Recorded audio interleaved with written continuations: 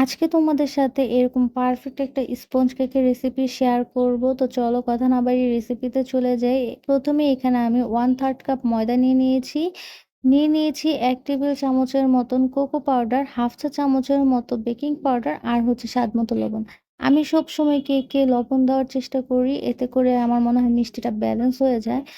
এখন আমি সবগুলো শুকনো উপকরণ 2 থেকে 3 বারের মতো ছেলে নিব। অবশ্যই শুকনো উপকরণগুলো ২ থেকে ৩ বার চেলে নেওয়ার চেষ্টা করবা। এতে করে কেকের আউটকাম অনেক বেশি ভালো হয়। এখন আমি একটা স্প্যাচুলা দিয়ে শুকনো উপকরণগুলো ভালোভাবে মিক্স করে নিব। নিয়ে এখন চলে যাব ডিমের মেরাং তৈরি করতে। এজন্য নিয়ে নিলাম ২ টো ডিম। আর ডিমগুলো অবশ্যই রুম টেম্পারেচারে থাকতে হবে। কারণ কেকের জন্য রুম টেম্পারেচারের ডিমই দরকার হয়। না হলে ডিমের মেরাংটা হয় না। তো আমি এই যে ডিমের সাদা অংশ থেকে কুসুমগুলোকে হাত দিয়ে আলাদা করে নিচ্ছি। অনেকে আবার কুসুম সহ ওই ডিমের মেরাংটা তৈরি করে, কিন্তু আমি এরকমভাবে আলাদা করেই করি। এখন আমি ডিমের সাদা অংশটাকে একটু ক্লাউডি করে নেব বিটারের সাহায্যে। যখন এটা একটু ক্লাউডি হয়ে আসবে তখন এখানে আমি অল্প, অল্প করে চিনি এড করে দিব।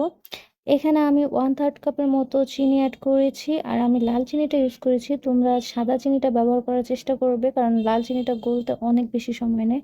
ডিমের সাদা অংশটা ক্রিমের মতো হয়ে আসবে তখন এখানে দিয়ে দিব সরিয়ে রাখা ডিমের কুসুমগুলো। ডিমের কুসুমগুলো দিয়ে আবারও বেশ কিছুক্ষণ বিট করে নিব। তারপরে দিয়ে দিব 1/4 চামচের মতন চকলেট ইমালশন আর 1 টেবিল চামচের মতন সয়াবিন তেল।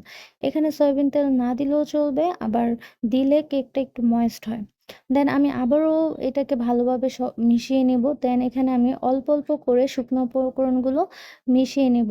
আর হ্যাঁ, শুকনো উপকরণগুলো কিন্তু খুবই আলতো হাতে মেশাতে হবে স্প্যাচুলা বা বিটারের কাঁটা দিয়ে, যাতে ডিমের মেরাংটা নষ্ট না হয়ে যায়। কারণ ডিমের মেরাং নষ্ট হয়ে গেলে কেকটা কিন্তু একদমই ফুলবে না, চুপসে যাবে।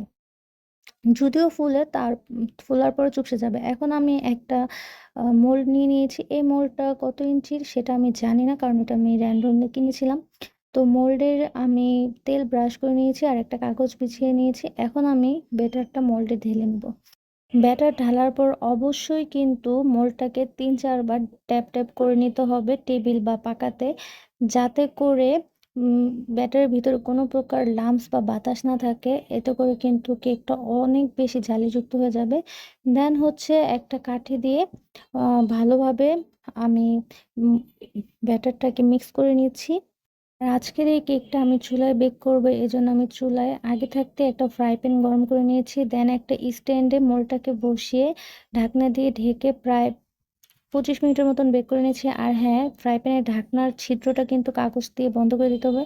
তো দেখো আমার কেকটা কত বেশি সফট হয়েছে। আমি কেকটা কেটে তোমাদের দেখাচ্ছি। আজকের এই ভিডিওটি ভালো লাগলে অবশ্যই কমেন্ট করে জানিও আর আমার চ্যানেলটি সাবস্ক্রাইব করে দিও।